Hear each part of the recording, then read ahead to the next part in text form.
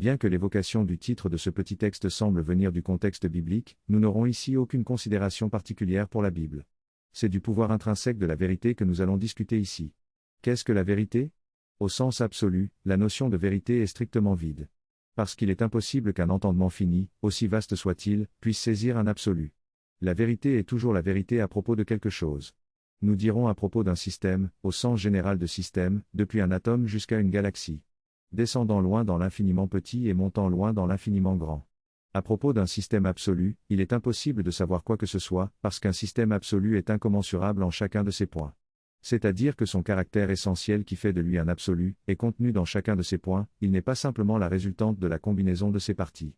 Le temps est intégralement temps en chacun de ses points, l'espace est intégralement espace en chacun de ses points. Mais une planète, une maison ou une tortue, ne le sont pas dans chacun de leurs points. Un fragment de poutre tiré d'une maison, n'est pas maison. Ce sont des systèmes composites. La vérité est un ensemble d'informations ou de connaissances exactes à propos de tout ou partie d'un système composite. La vérité comme ensemble d'informations, c'est la vérité contingente. Tandis que la vérité comme ensemble de connaissances, c'est la vérité scientifique. Au sens où la science signifie la démarche de pensée qui constitue des connaissances à travers l'étude de systèmes composites de toutes sortes. De la vérité scientifique, nous pouvons tirer de la technicité et de la technologie. Par exemple, la technicité c'est l'ensemble des actions manuelles que l'ostéopathe effectue pour traiter les déséquilibres du squelette d'un patient. Ou alors c'est l'ensemble des exercices que doit effectuer et maîtriser un tennisman pour développer son talent.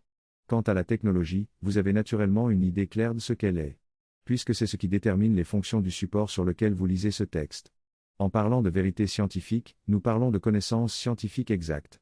Ou suffisamment peu inexactes pour donner lieu à des technicités pertinentes et à des technologies fonctionnelles.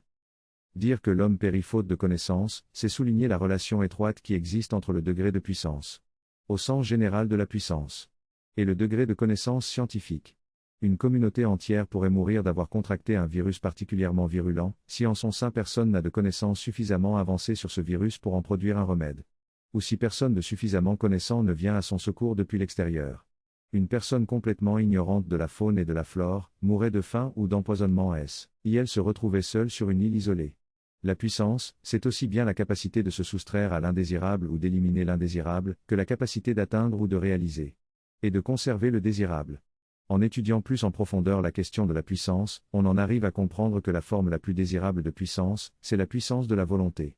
Qui acquiert d'abord de l'emprise sur les états psychologiques intérieurs, notamment dans la capacité de ramener n'importe quel état intérieur à un état de sérénité.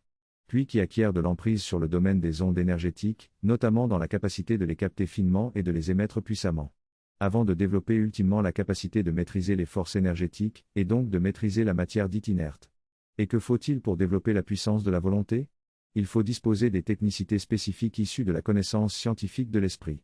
Lesquelles technicités permettent de travailler au développement de la force de volonté. La vérité vous affranchira. À un niveau fondamental. Si cette vérité concerne le fait de votre esprit. Ses principes et ses techniques de développement.